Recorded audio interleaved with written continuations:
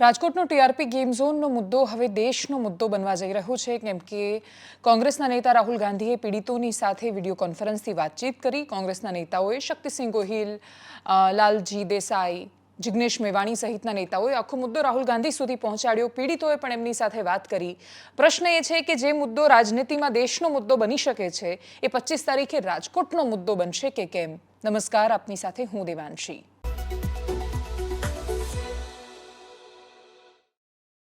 અને આ મુદ્દો એટલા માટે રાજકોટ શહેરની સંવેદનશીલતાનો, રાજકોટ શહેરના નાગરિકત્વનો મુદ્દો બનવાનો છે, કેમ કે કદાચ વિપક્ષે આપેલું એવું બંધનું એલાન હશે કે જે માત્ર એક તો વિપક્ષનું બંધનું એલાન નથી, એની સાથે પીડિત પરિવારો પણ જોડાયેલા છે.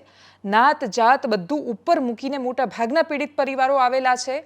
અને આ બધાની સાથે જો રાજકોટનો સામાન્ય નાગરિક પણ જોડાય છે, તો એ વાત સાબિત થશે કે વિપક્ષ જ્યારે ખૂબ પ્રામાણિકતાથી એ મુદ્દાના સમાધાન માટે મેદાનમાં ઉતરે છે, તો સત્તાએ આજે નહીં તો કાલે સાંભળવું પડે છે. એસઆઈટીનો રિપોર્ટ આવ્યો છે, સરકાર પગલાં લઈ રહી છે અને સરકાર પગલાં લેશે જ એવું માનવાને એટલા માટે અવકાશ છે, કેમ કે આ દુર્ઘટના એવી છે કે જેણે દરેક વ્યક્તિને વિચારવા માટે મજબૂર કર્યા છે કે આ ઘટના આપણી સાથે થઈ શકે છે. આપણી પાસે એ જવાબ નથી કે હજારો કરોડ રૂપિયા, હજારો કરોડ કહીશ તો હું ખોટી હોઈશ, કેમ કે ગુજરાત રાજ્યનું બજેટ 1,98,000 કરોડ રૂપિયા છે એક વર્ષનું. અને એટલું બજેટ જે દેશના અનેક રાજ્ય કરતાં અમદાવાદ મહાનગરપાલિકાનું બજેટ વધારે હોય છે.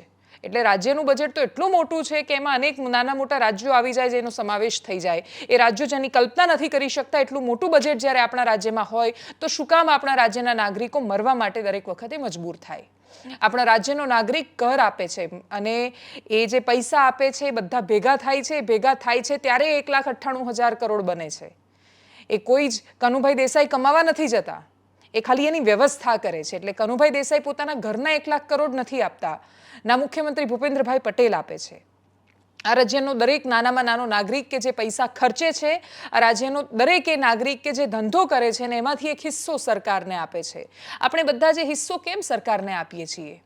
કશું પણ કરીએ તો 5% લઈ 28% સુધીનો જીએસટી એટલે આપીએ છીએ કે અમારા હિસ્સાના 28% રૂપિયા અમે સરકાર તમને આપ્યા, 100માંથી 28 રૂપિયા અમે તમને આપ્યા. તમે અમને સારા રસ્તા આપજો, તમે અમને સુરક્ષા આપજો, તમે અમને શિક્ષણ આપજો, તમે અમને આરોગ્ય આપજો. અને શિક્ષણ, આરોગ્ય અને સુરક્ષા જે કોઈ પણ રાજ્ય માટે સૌથી ટોપ પ્રાયોરિટી હોવા જોઈએ, આપણા રાજ્યના બજેટમાં એ ટોપમાં પ્રાયોરિટીમાં હોવા છતાં એક્ઝિક્યુશનમાં, અમલવારીમાં આપણે કેમ દૂર દૂર સુધી ક્યાંય નથી, એ વાતનો આપણી પાસે જવાબ નથી. આપણા રાજ્ય વિશે જ્યારે બાકીના રાજ્યના લોકો એવી વાતો કરે કે એજ્યુટેસ્ટ નામની એક કંપની કે જે અમદાવાદની છે અને બિહારનું પેપર લીક હોય, યુપીનું પેપર લીક હોય, ઉત્તરાખંડનું હોય, બધાની અંદર મોટા ભાગના રાજ્યમાં એક કંપની બેન થઈને, સસ્પેન્ડ થઈને આવી છે. એ કંપની પર પ્રતિબંધ મુકાયો છે કે એ લોકો પાસેથી પરીક્ષા તમે ન કન્ડક્ટ કરાવતા. યુપીની સરકાર અને યુપીનું પરિણામ છે, એમાં પણ એ કંપનીનું એટલા માટે યોગદાન છે કેમ કે યુવાનો નારાજ થયા. આપણી પાસે એ જવાબ નથી કે આ લોકો બહાર જઈને પણ શું કામ ફ્રોડ કરી આવે છે. આપણી સાથે તો ખોટું કરે જ છે, બહારના લોકો સાથે પણ ખોટું કરી રહ્યા છે. અને પછી બહારના લોકો જનરલાઇઝ કરીને આખા રાજ્યને એ દ્રષ્ટિકોણથી જોતા થયા છે. કોઈ આપણને કઈ રીતે જોતું થયું છે નથી એની વાત કરવી, આપણે આપણને કઈ રીતે જોઈએ છીએ. શું આપણે આપણા રાજ્યના એ મૂલ્યનિષ્ઠ નાગરિકો છીએ જેની પરંપરા રવિશંકર મહારાજની પરંપરા છે, જે પક્ષ કે વિપક્ષ માટે નહીં, જે નાગરિકત્વ માટે, રાજ્યના કલ્યાણ માટે લડવાનું કહે છે, બોલવાનું કહે છે? પહેલાં તો ચૂપ રહેવાનું એક સ્ટેજ આવે છે, એના પછી બોલવાનું શરૂ થાય છે, ને એના પછી લડવાનું, ને પછી અમલવારી આવે છે. આપણે ચોથા માળ પર ક્યાં સુધી નીચે રહીશું? આપણે એક પછી એક ઉપર જવું પડશે. અને જો નહીં જઈ શકીએ તો સવાલો રહેવાના છે. રાજકોટમાંથી મહત્વની તસવીરો સામે આવી છે, રાજનીતિક છે, પણ આ વખતે જરૂરી હતી. રાહુલ ગાંધીએ જે વિડીયો કોન્ફરન્સ કરી ત્યારે જે સામે આવ્યા દ્રશ્યો, અને એ સિવાય રાજકોટમાંથી જે પણ તસવીરો સામે આવી, કરીએ નજર એના પર. नमस्कार, बताइए। राजकोट में एक टीआरपी गेमिंग जोन गैर कानूनी तरीके से पूरा ये टीआरपी गेमिंग जोन चल रहा था। अचानक वहां पर आग लगी और जब वहां पर ब्लास्ट हुआ तो 3,000 डिग्री का टेम्परेचर की परिस्थिति का निर्माण हुआ होगा। विक्टिम फैमिली के साथ बीजेपी के विधायक, सांसद, लोकल लीडर्स और जिस राजकोट शहर ने विजय रूपाणी को गुजरात का सीएम बनाया, कोई भी संवाद करने को तैयार नहीं, कोई भी बात करने को तैयार नहीं। हमारा डिमांड है कि फास्ट ट्रैक कोर्ट पे इस केस का ट्रायल चले। ये पूरा इलीगल तरीके से चल रहा था, एग्जिट और एंट्री एक ही थी। बिल्डिंग यूज परमिशन नहीं था, नो फायर सेफ्टी नॉर्म्स। ये जो 15 ब्लास्ट हुआ मिनट था से ये पहले कोई गैस था या क्या था? ये किसके कारण हुआ? बिजली के कारण हुआ था? इसमें 1500 लीटर तो पहले सर वहाँ पेट्रोल था, हाँ। 2000 लीटर केरोसिन था। सबका ये कहना है कि जो भ्रष्टाचार की वजह से ये पूरा कांड हो रहा है, तो यहाँ इनजस्टिस और करप्शन ये दो बहुत बड़ा इश्यू है। तो फायर ब्रिगेड कितने टाइम में आई? 1 घंटे में। हमें पूरा प्रेशर डालना चाहिए कि ये काम हो जाए। फेयर इंडिपेंडेंट इन्वेस्टिगेशन जल्दी से जल्दी उसका आउटकम आना चाहिए। मुझे लगता है अगर हम प्रेशर डाल के कॉम्पनसेशन बढ़ा सकते हैं तो वो अच्छा होगा। और मेरे लायक कोई काम हो तो आप मुझे बता दीजिए। अगर आप चाहते हो तो हम पार्लियामेंट में उठा सकते हैं। अभी सेशन आ रहा है, वहां भी उठा देंगे, वहां उससे भी प्रेशर बन जाएगा। બીજું કોઈ આવું વ્યક્તિ આગળ ન જાય, આવો કોઈ કાન ન બને, એટલે મારી દિલથી અપીલ છે રાજકોટની પબ્લિકને કે એક દિવસ 25 તારીખે સ્વયં પોતાની રીતે જાગૃત થઈ ને એની દુકાનો હોય જે હોય કાંઈ પણ મોલ કે જેવું હોય એ બધી બંધ રાખી 25 તારીખે એક જ દિવસ. બીજી માંગણી એ છે કે ફાસ્ટેગમાં કેસ ચલાવો. જે રાક્ષસોને લીધે અમારું પરિવાર અમે ગુમાવ્યું, અત્યારે કેટલા લોકો એમાં ગુમાઈ ગયા છે. અમે અમારા પરિવારને જો ખબર પડે, જેનું વ્યક્તિ જાય એને ખબર પડે કે એ કે કઈ રીતના અટાણે અમારા રસ્તા ઉપર આ માંગણી કરવા નીકળવી પડે. તો હવે અમને આશા છે જ નહીં સરકાર પાસે, પણ જો અમે રાજકોટની પબ્લિકને વિનંતી કરીએ છીએ કે જો તમે અમને સાથ આપશો અને સહકાર આપશો તો એક દિવસ રાજકોટ 25 તારીખે બંધ રાખો. અને અમે કહીએ ને નહીં, તમે તમારી દીકરીના તરીકે, તમારી એક દીકરો કે દીકરીના વ્યવસ્થાને લઈને તમે જો બંધ રાખો તો સરકાર જાગશે 100% અને અમને ન્યાય મળશે. ગુજરાત રાજ્યની બીજી એક રાજનૈતિક તસવીરની પણ વાત કરવી છે જે જૂનાગઢથી સામે આવી. જૂનાગઢમાં માણાવદરના પૂર્વ ધારાસભ્ય જવાહર ચાવડાએ આજે ભારતીય જનતા પાર્ટીનું સ્ટીકર ઉખાડીને પોતે શું હતા એની વાત કરી. કદાચ ક્યાંક પહોંચ્યા પછી જ સમજાતું હોય છે કે આપણે તો અહીંયા આવવાનું જ નહોતું. મનોજ ખંડેરિયાની બહુ સરસ રચના છે કે જ્યાં સુધી પહોંચવાની ઝંખના હોય વર્ષો સુધી, ત્યાં પહોંચતા જ મન પાછું વળે એમ પણ બને. એટલે કદાચ જવાહર ચાવડા સાથે એ થયું, મંત્રી બનવાની અથવા એમની જે પણ ઝંખના હોય એ ભારતીય જનતા પાર્ટીમાં ગયા અને ત્યાં ગયા પછી એમને પદ પણ મળ્યું. એટલે એવું નથી કે ભાજપે એમની સાથે દગો કર્યો. જવાહર પેથલજી ચાવડા પોતાનો ઇતિહાસ અને ભૂતકાળ બતાવી રહ્યા હતા તસવીરના માધ્યમથી. અને એમણે જે ભૂતકાળની વાત કરી એ સાવ ખોટી નહોતી. એ જુજારુ નેતા હતા, આક્રમક નેતા હતા, ખેડૂતોના, યુવાનોના, જૂનાગઢ શહેરના અનેક પ્રશ્નો ઉઠાવતા જ હતા, બજેટ લઈને આવતા હતા, રકમ ફળવાતી હતી અને ખૂબ સારું કામ કરતા હતા. એ વાતમાં કોઈ જ શંકાને સ્થાન નથી. પણ એ વાત પણ એટલી વાસ્તવિકતા છે કે કોઈ એમને ખેંચીને નહોતું લઈ ગયું ભારતીય જનતા પાર્ટીમાં. એ જ્યારે ગયા ત્યારે એમણે મજાક લાગે રાજનીતિમાં એ પ્રકારનો તર્ક આપ્યો હતો જ્યારે એમની ખૂબ આલોચનાઓ થઈ હતી અને એની એમને કોઈ પરવા નહોતી. એ જ્યારે સત્તાના શરણે જઈ રહ્યા હતા ત્યારે એમને ખબર હોવી જોઈએ ને કે કશું જે પણ સત્તા મળે છે તો એની પણ કેટલીક શરતો હોય છે. આ દુનિયામાં બધું જ શરતોને આધીન મળે છે. તમે મંત્રી બન્યા ત્યારે શું તમે તમારા વિભાગ થકી પણ એ કલ્યાણ કરી શક્યા જે વિપક્ષમાં રહીને તમે જેટલું બજેટ લઈને આવ્યા હતા? એ પ્રશ્નોના જવાબ કદાચ જવાહરભાઈ ચાવડા પાસે નહીં હોય અને હશે તો એમને કોઈએ પૂછ્યું નહીં હોય અને પૂછ્યું હશે તો એ જવાબ આપશે એવું લાગતું નથી. જવાહર ચાવડા જ્યારે કોંગ્રેસ છોડીને ભારતીય જનતા પાર્ટીમાં ગયા ત્યારે એમણે એવું કહ્યું કે એક રેસ્ટોરન્ટમાં જમવાનું ન ભાવે તો આપણે બીજી હોટલમાં જમવા જઈએ. એ રીતે હું ગયો છું. એક જગ્યાએ નહોતી મજા આવતી તો બીજી જગ્યાએ આવ્યો છું, બીજું કશું જ નથી. એમનો પહેલો ઇન્ટરવ્યૂ મેં કર્યો હતો ત્યાં ગાંધીનગર સર્કિટ હાઉસની બહાર અને બધા પ્રશ્નો પૂછ્યા હતા જે એ વખતે પૂછાવા જોઈએ. પણ એમની પાસે એ વાતનો જવાબ નહોતો કે એ કયો તર્ક કે શું લોજિક કે ત્યાં જઈને શું કલ્યાણ કરી શકવાના છે. ખેર જે પણ હોય એ ત્યાં ગયા, એમની મરજી, મંત્રી બન્યા, એના પછી ધારાસભ્યની ચૂંટણી લડ્યા અને હાર્યા. એ હાર્યા પછી ફરીથી એમને ટિકિટ એટલા માટે મળવાની સંભાવનાઓ ઘટી ગઈ કેમ કે જે એ વખતે જ્યારે હાર્યા ત્યારે અરવિંદ લાડાણી સામે આ હાર્યા હતા અને અરવિંદ લાડાણીએ પાછા ભાજપમાં આવી ગયા. તો જવાહર ચાવડાના ભારતીય જનતા પાર્ટીમાં આવવાથી ભાજપના જે નેતાઓ અનકમ્ફર્ટેબલ થયા હતા અને જેમણે જવાહર ચાવડાને હરાવવા માટે કોશિશ કરી, હવે અરવિંદ લાડાણી આવે તો જવાહર ચાવડા પણ તો અનકમ્ફર્ટેબલ થવાના છે. એ પણ હરાવવા માટેના પ્રયત્નો કરશે. પોરબંદરની લોકસભા અને વિધાનસભાની પેટા ચૂંટણી સાથે હતી. પોરબંદરથી મનસુખ માંડવિયા મેદાને હતા. મનસુખ માંડવિયાએ ચૂંટણી પૂરી થયા પછી જવાહર ચાવડા પર આકરા પ્રહારો કર્યા. તો જવાહર ચાવડાએ એમણે તો આડકતરી રીતે નામ લીધા વગર કહ્યું હતું જવાહર ચાવડાએ કહ્યું કે ભાઈ કહેવું એ છે તો મતલબ દૂધ છાશે લેવા જવીને દોણીએ સંતાડવી એવું તો ચાલે નહીં, એટલે ખુલ્લે આમ બોલ્યા. કદાચ ફરીથી જવાહરભાઈ પેથલજી ચાવડા પોતાના મૂળભૂત આક્રમક આકરા સ્વભાવમાં દેખાય અને માણાવદરની જનતાને ખરેખર બજેટને બાકીનું બધું કંઈક સારું મળે એવી અપેક્ષા આપણે રાખીશું. બાકી જોઈએ આગળ શું થાય છે. આગે આગે ગોરખ જાગે.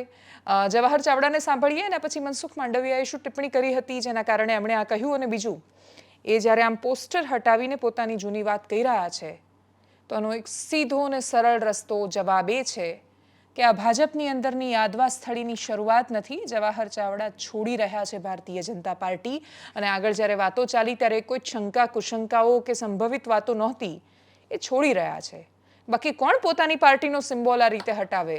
હવે જોવાનું એ છે કે ભાજપ પહેલા પગલાં લે છે કે એ છોડે છે. જોઈએ બંને વિડીયો. નમસ્કાર, મનસુખભાઈ માંડવિયા.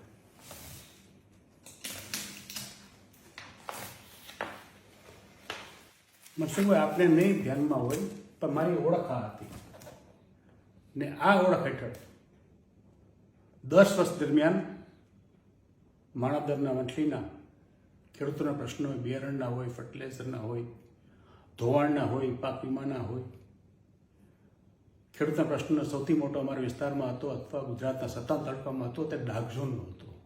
તે ડાર્ક ઝોનનું મુવમેન્ટ 3 વર્ષ સુધી ચલાવ્યું હતું. ડાર્ક ઝોન ઉઠાવી હતો. તે રીતે જુનાગઢ માટે 600 કરોડનું અભિયાન સરકાર પાસે પાછા લેવાના, જુનાગઢમાં લોકશાહી અભિયાન ચલાવ્યું આખા જિલ્લામાં. ને આ સિવાય જુનાગઢના ગરીબો વંચિતો માટે એક BPL સહાયતા અભિયાન ચાલુ કર્યું હતું. તે અભિયાન સોમનાથમાં, જુનાગઢમાં, પોરબંદરમાં, રાજકોટમાં, જામનગરમાં 5 થી 6 જિલ્લાની અંદર 21 તાલુકામાં આખું અભિયાન ચલાવ્યું હતું. ને તે હેઠળ 75,000 ઉપરાંત ગરીબોને BPLના લાભ આપેલા હતા. આ મારું કામ હતું, આ મારી ઓળખ હતી. તેની ઉપર ભારતીય જનતા પાર્ટીએ પોતાની ઓળખ લગાડી હતી. ને આટલી હિંમત, તાકાત કે તેવડ તમારામાં હોત તો ચૂંટણી પહેલાં કે ચૂંટણી દરમિયાન બોલવાની જરૂર હતી.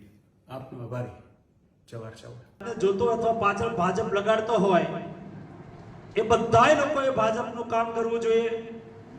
છતાંય કોઈ રિહાણ અને આગેવાનોએ કહ્યું શું કરશો, ત્યારે આગેવાનોએ કહ્યું કે લડી લેશું. તમે બધા લોકોએ લડી લીધું દોસ્તો.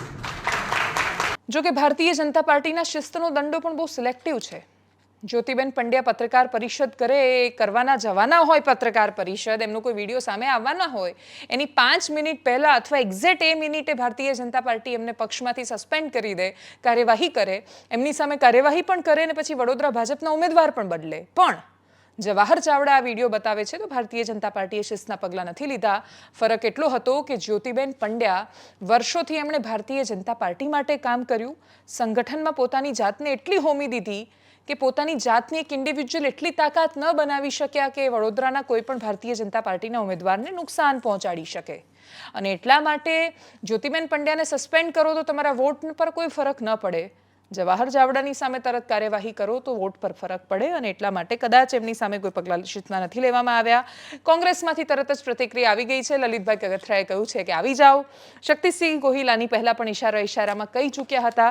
જવાહર ચાવડા પહેલાં પણ શક્તિસિંહને મળીને આવ્યા હતા. ભાજપને બધું ખબર છે, એમને કોણ ક્યાં ગયું શું બધું ખબર હોય તો આ ના ખબર હોય એવું છે નહીં.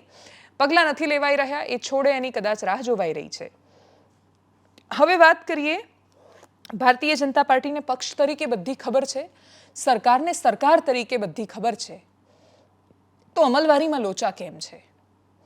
આપણે ત્યાં શિક્ષણ, આરોગ્ય અને સુરક્ષા આ 3 વિષયની આપણે ચિંતા નહીં કરીએ તો મને નથી ખબર કે આજથી 5 વર્ષ પછી જો હું એનાલિસિસ કરતી હોઈશ તો હું શું વાત કરીશ.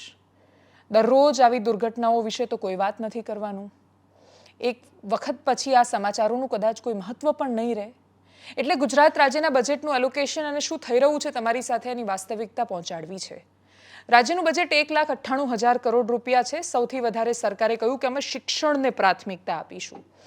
55,000 કરોડ રૂપિયા એક વર્ષમાં શિક્ષણ વિભાગને વાપરવા માટે આપ્યા અને એમાં સ્પેસિફિક 3,109 કરોડ શાળાના ઇન્ફ્રાસ્ટ્રક્ચર માટે, એટલે કે નવી શાળાઓ, એના ઓરડા, સ્કૂલ ઓફ એક્સલન્સ, આ બધું બનાવવા માટે આપ્યા. એટલે 55,000 કરોડ રૂપિયા રાજ્યની સરકાર પાસે શિક્ષણ બચાવવા માટે, શિક્ષણને ટકાવવા માટે છે. બજેટ જ્યારે વપરાશે ત્યારે તમે આંકડા જોશો તો શું થાય એનું એક ઉદાહરણ આપવું છે. એટલે રાજ્યની શાળાઓમાં જેમ કે કમ્પ્યુટર કે બીજું કશું લાવવાનું હોય બહારથી, એટલે આપણે ત્યાં સૌથી વધારે ખર્ચો શેની પાછળ થાય છે? તો આપણે શિક્ષક પાછળ કે શાળાના ઓરડા બનાવવા પાછળ જેટલો ખર્ચો કરીએ છીએ એનાથી વધારે આપણે કમ્પ્યુટર્સ લાવીએ છીએ, આપણે આરઓ મશીન લાવી દઈએ છીએ, આપણે રાજ્યની શાળાની લેબોરેટરીમાં બધા સાધનો લાવીએ છીએ. લાવવા જ જોઈએ, જરૂરી જ છે. પણ શિક્ષક પહેલાં હોવા જોઈએ કે બંને સાથે સાથે હોવા જોઈએ કે પછી એકલા સાધનોથી કામ ચાલી જાય? એટલે રાજ્યની સાયન્સની સ્કૂલમાં બધી જ જગ્યાએ લેબોરેટરીના બધા જ સાધનો સરકારે આપી દીધા છે, બસ શિક્ષક આપવાનું ભૂલી ગયા છે અથવા પૈસા નથી બચ્યા શિક્ષક આપવા માટે. આ તો પહેલાં જેવું છે કે તમે ઘરમાં ફર્નિચર લાવી દીધું પણ ઘર બનાવવાનું રહી ગયું. એટલે 50 લાખનું ફર્નિચર લઈ લીધું પણ પછી 40 લાખ બચ્યા નથી ઘરના કન્સ્ટ્રક્શન કરવા માટે, 25 લાખ પણ નથી બચ્યા કે ઓરડો બનાવી શકો સારો. તો આપણે ફર્નિચર કેમ લઈ રહ્યા છીએ? કેમ કે શિક્ષણ વિભાગ સાથે સંકળાયેલા અનેક લોકોનું એ ફર્નિચર બનાવવાવાળાને રોજગાર આપવા સાથે હિત જળવાયેલું છે. એમને ખબર છે કે ઘર બન્યું નથી, 50 લાખનું ફર્નિચર આવી જશે તો એ કોઈ મતલબ નથી, એટલે એને 50 લાખનો કોન્ટ્રાક્ટ આપે છે. પેલો માણસ 15 લાખનું ફર્નિચર આપે છે, એના પછી એ 15 લાખ પોતાના રાખે છે અને બાકીના 20 લાખ આપી દે છે એ જે તે વ્યક્તિને જેણે એને કોન્ટ્રાક્ટ અપાવ્યો છે. આ કમનસીબ વાસ્તવિકતા છે. ઘણી બધી વાતો સાબિતીઓના અભાવે બોલી નથી શકતા તમે, અને સાબિતીઓની તલાશમાં મહિનાઓ નીકળી જતા હોય છે. શિક્ષણ વિભાગનું જ એક ઉદાહરણ આપું. કમ્પ્યુટર્સ કે મોટી મોટી સ્ક્રીન શાળામાં લગાવવામાં આવી, સ્માર્ટ બોર્ડ, જે બહુ જ સારી વ્યવસ્થા છે અને શિક્ષકોને બહુ જ સરળતા અને આસાની થઈ રહી છે. સ્માર્ટ ક્લાસ બનાવવાના છે.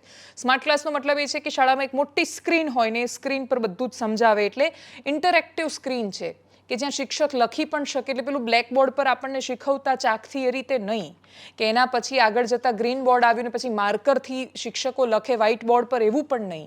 પ્રોપર ડિજિટલ મોટી સ્ક્રીન. હવે સરકાર સ્વદેશીની વાતો કરે, આપણે ત્યાં ચાઇનાથી મંગાવીને એ સ્ક્રીનના ઓર્ડર જાણી જોઈને ટેન્ડર એવા બનાવવામાં આવે, એની શરતો એવી રાખવામાં આવે કે એ જ કંપનીને ભરી શકે એ ટેન્ડર જેને નક્કી હોય. તમે એ ટેન્ડરની પ્રક્રિયાને એની શરતો સમજો. સામાન્ય રીતે કોઈ પણ વિભાગમાં કોઈ પણ ટેન્ડર માટેની શરતો નક્કી છે, એના માટેનો એક વિભાગ છે જે સ્પેસિફિક આ કામો કરે છે. એ કોઈ જ શરતો કે કશું ધ્યાનમાં નહીં રાખવાનું, મન ફાવે એમ એને જ ટેન્ડર આપવાના. હવે તમે બધી શાળામાં એટલી બધી સ્ક્રીન મંગાવી, તમારે જે કંપનીને કોન્ટ્રાક્ટ આપવો હતો એને ત્યાં આપ્યો. આપણે એવું કહીએ કે 55,000 કરોડમાંથી આપણે એવું માનીએ કે તમે 20,000 કરોડ કરપ્શનમાં ખાઈ ગયા, પણ 35,000 કરોડ તો વાપરો. 20,000 કરોડ ખાઈને ક્યાં જશો? જ્યાં જવું હોય ત્યાં જજો, નથી ચિંતા અમને તમારી, પણ બાકીના તો પૈસા વાપરો. આવું મોટા ભાગના વિભાગો સાથે છે. બધા ચોર નથી તો બધા સરસ પણ નથી. શહેરી વિકાસ ને આવાસ વિભાગનું બજેટ છે 21,696 કરોડ અર્બન ડેવલપમેન્ટ માટે, અને પાછું મ્યુનિસિપલ કોર્પોરેશનના બજેટ હોય એ અલગ, એ લોકો પણ અલગ ટેક્સ આપણી પાસેથી લે છે તો એ પણ અલગ. એટલે અમદાવાદ જેવા શહેરની વાત કરીએ તો શહેરના વિકાસ માટે રાજ્ય સરકારનું પણ 21,000 કરોડનું બજેટ છે, અમદાવાદ મ્યુનિસિપલ કોર્પોરેશનનું પણ હજારો કરોડનું બજેટ છે.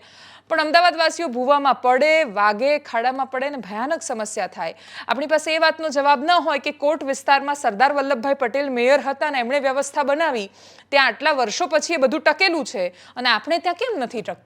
દરેક વખતે હજારો કરોડ રૂપિયા તમે આપી દો છો રિસર્ફેસિંગના નામે અને તોય કશું સુધરતું કેમ નથી? એગ્રીકલ્ચર, કૃષિ પાછળ 22,194 કરોડ રૂપિયાનું બજેટ છે, પણ ખેતીમાં નવી પાકની જાતો કઈ શોધાઈ? છેલ્લે કઈ યુનિવર્સિટી એવા સંશોધન કરીને એવા બિયારણની જાત આપી કે જેથી ખેડૂત સદ્ધર થઈ શકે પોતાની ખેતીમાં? ખેડૂત સુધી એ શિક્ષણ પહોંચાડવાની ક્યારે, શિક્ષણ અને ટેકનોલોજી બંને પહોંચે એના માટે છેલ્લો પ્રયાસ ક્યારે થયો હતો, અથવા કઈ નવી યુનિવર્સિટીઝ ખુલી કે જ્યાં ખેતીને લગતું જ્ઞાન મળી શકે? જે પણ થયું એમાંય પાછું પ્રાઇવેટ તમે કરવા માંડ્યા. તો શું એ આટલા બધા, અને બીજું ખાલી આટલું કામ નથી, એના સિવાયનું પણ ઘણું બધું કામ છે. આપણે જ્યારે કૃષિ અથવા કોઈ પણ વિભાગની કામ વાત કરીએ, આપણે માટે પાણી પુરવઠા માટે 11,535 કરોડ રૂપિયાનું એક વર્ષનું બજેટ છે. અને આપણે ત્યાં કેન્દ્ર સરકારે આપ્યા, રાજ્ય સરકારે પણ આપ્યા, અને આપણે નળ સે જળ 100% પેપર પર 2022ની ગુજરાતની વિધાનસભાની ચૂંટણી પહેલાં જાહેરાત કરી નાખી. આપણે એડવર્ટાઇઝમેન્ટ ચલાવી લીધી, આપણે ક્રેડિટ લઈ લીધી કે આપણે અદ્ભુત સરસ કામ કરી દીધું છે. દરેક જગ્યાએ 100% ઘરે નળથી જળ પહોંચ્યા છે. ટેન્કરોના ટેન્કર પાટણના સાંતલપુરમાં આવે છે, અને ત્યાં તો સારું એ છે કે પાણી પુરવઠા વિભાગ મોકલે છે. અહીંયા તો ખરાબ એ છે બનાસકાંઠાના ધાનેરા પાસે.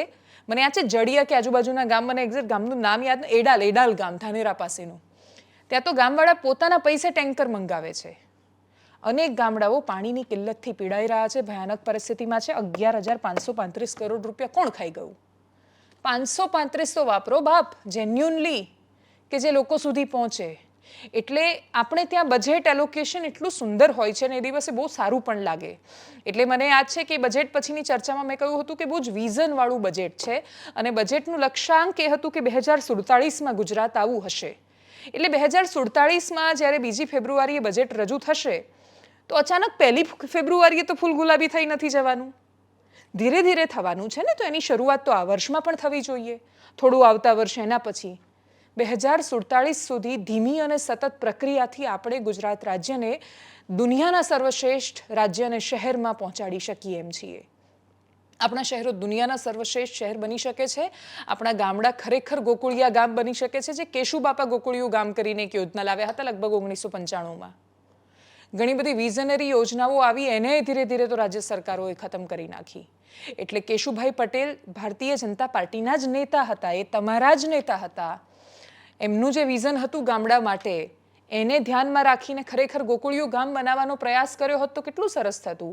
પણ આપણે તો ગોકુળિયું ગામની ભાષા બદલી નાખીને ગામડાઓમાં પણ જે શહેરની માત્ર સમસ્યાઓ હતી એ ગામડાઓમાં એ વ્યભિચાર ઘૂસી ગયો, ને આપણી પાસે એનો જવાબ નથી.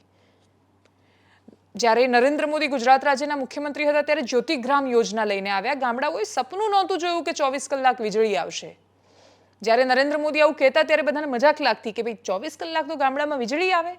હું તો સાવ અંતરિયાળ ગામડામાંથી આવું છું, મેં તો એ ગામડામાં વીજળી નહોતી એ સમય પણ જોયો, ને જ્યોતિગ્રામ પછી વીજળી આવી એ પણ જોયું, અને હવે દર મંગળવારે કાપ અને એના પછી ગમે ત્યારે વીજળી ડૂલ થાય એ પણ જોઈ રહ્યા છીએ. કશું હોય નહીં ને મળે ત્યારે બહુ સારું લાગે, પણ આપ્યા પછી તમે એની પાસેથી લેવા માંડો તો એ વધારે પીડા આપે. તો રાજ્ય સરકારના બજેટના આંકડા એના સિવાય ઘણું બધું છે, બહુ વિસ્તારથી એના વિશે ધીરે ધીરે તમને સમજાવીશું. આ આંકડા તમને બજેટ સિવાયના સમયમાં પણ કહેવાનો ઉદ્દેશ્ય માત્ર એટલો છે કે આપણે જ્યારે શિક્ષણની વાત કરીએ છીએ ત્યારે આ છેલ્લા 6 વર્ષથી ટાટની ભરતી નથી કરી. એ પરીક્ષા વધારે ને વધારે કોમ્પ્લિકેટ કરી નાખી, 2 સ્ટેપમાં લીધી. પહેલાં OMR, એના પછી પેલું મેઇન્સ આખી લાંબી લખવાની, અને પછી મેરિટમાં આવે છોકરાઓને તોય નોકરી નહીં આપવાની, જ્ઞાન સહાયકમાં મોકલવાના. પાટણના સાંતલપુરનો આજે જ હું એક કિસ્સો દિવ્ય ભાસ્કરમાં વાંચી રહી હતી. એક જ શિક્ષક છે, બધું જ એના માથા પર છે. જ્ઞાન સહાયક ત્યાં જોડાયો, એવું ગભરાઈ ગયો એ વ્યક્તિ એ શાળાને જોઈને, એણે નોકરી છોડી દીધી. એવી અનેક શાળાઓ છે કે જે પીડામાં છે, અને સવાલ ખાલી શાળા કે શિક્ષકોનો નથી, સવાલ ત્યાંના બાળકોનો છે. શિક્ષણ જો આપણી પ્રાથમિકતા હોત તો આપણા શિક્ષકોને એ 6 મહિનાની ગર્ભવતી સ્ત્રીને તમે રસ્તા પર ન ઢસડી હોત. આપણા ગૃહમંત્રી યુવાન છે, પણ રાજ્યની પોલીસને ન સમજાવી શક્યા કે યુવાનની પીડા સમજો. આપણા મુખ્યમંત્રી મૃદુ છે, પણ છતાં એ મૃદુતા ગાંધીનગરના રસ્તા પર, એ રાજમાર્ગો પર ન સચવાઈ, ન જળવાઈ, ન એ સન્માન કે આમન્ય જળવાયું. આ તસવીરે ગુજરાતની છબીને સારી નથી સાબિત કરી.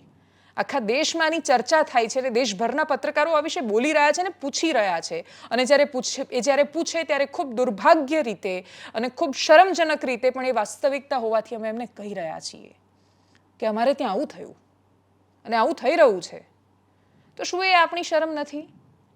આરોગ્ય વિશે એક દિવસ વિસ્તારથી વાત કરીશું, અને સુરક્ષામાં રાજકોટમાં શું થયું આપણે બધાએ જોઈ લીધું છે. અપેક્ષા માત્ર એટલી કે સરકાર વાલી હોય તો 2 સવાલ વધારે કરજો.